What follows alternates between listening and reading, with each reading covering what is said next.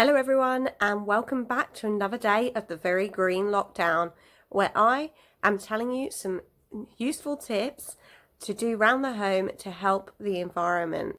Today I'm going to be talking to you about paper waste. Now you might think paper waste is old news, we're over it, we've got the message and it's all done. But we still have a lot of people not quite getting the message, both individuals and businesses.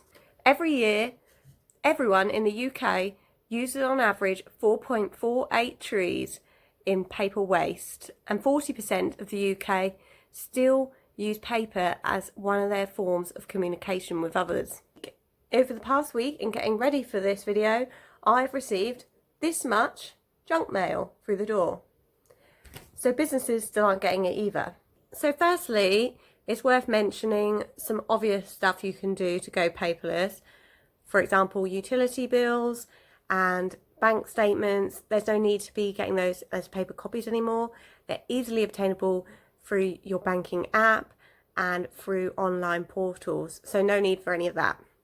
In terms of junk mail, I have a big pile of junk mail here, but in preparation to this video, I have had a look and there are some different ways you can get rid of junk mail. You can't get rid of it completely, but you can definitely cut it down. A lot of people just think that they should stick the "we don't accept junk mail" sticker on the front door. Well, generally, I don't think those are particularly effective. People just tend to ignore them anyway. But there are some things that you can do. If the piece of paper that comes through your door is inside an envelope that has the return address written on it, you can simply write on across the envelope, "Unsolicited mail, return to sender."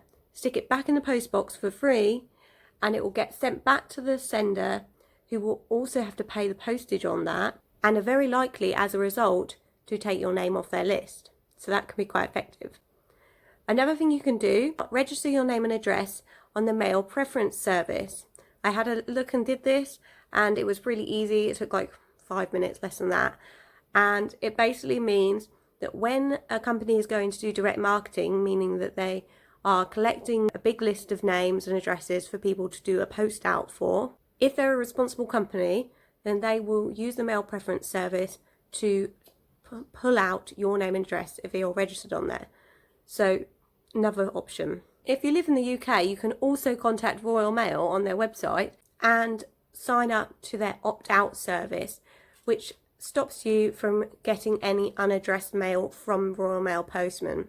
If all that doesn't work and the business keeps persisting with you, then you can use your rights under the General Data Protection Regulations, which means that you can contact them directly and tell them to stop sending you post. If they still persist, then you can then report them to the Information Commissioner's Office because they haven't followed the law. So that's how to deal with junk mail. You can't stop someone who's hand delivering. It's just not really very possible, but all of those ones that aren't hand delivered, you've got a good shot at getting rid of them. Another bit of paper waste to mention is general stationery and us making notes. Again, there's not much need for it. If it's short notes, or even if it's long notes really, you can use your word processing programs on your computer, or you can use your notes app on your phone. But if you are someone that does need to write things down, and that's just the way you work, to remember things, then I do understand.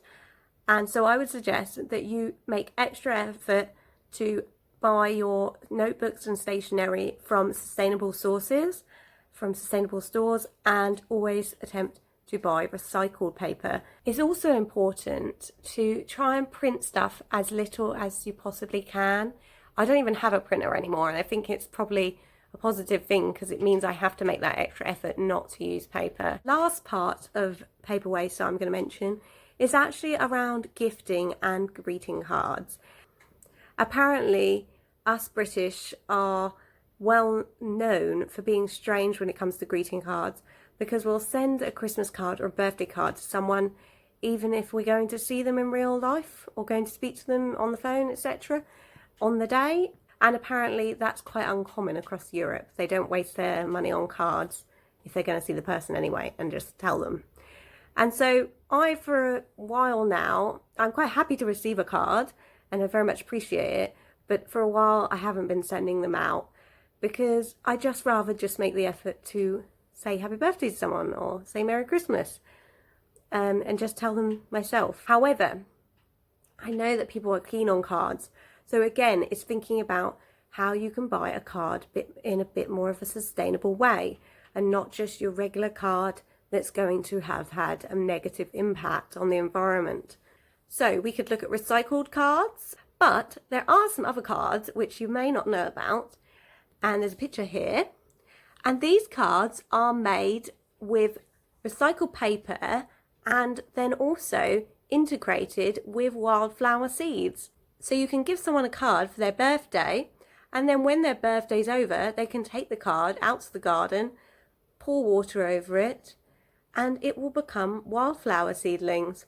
And so you're getting something a bit more out of the card, and it's having a positive impact. So I hope you guys enjoyed the video about paper waste. I know it's a bit of a dull topic of environmentalism, and it's not quite as trendy as some of the other topics, but it's still important because trees are one of the most important resources that we have in the fight against climate change. So it's really important that we protect them. So that's the end of the video. I'll see you guys tomorrow for another day of the Very Green Lockdown. Don't forget to hit subscribe. See ya.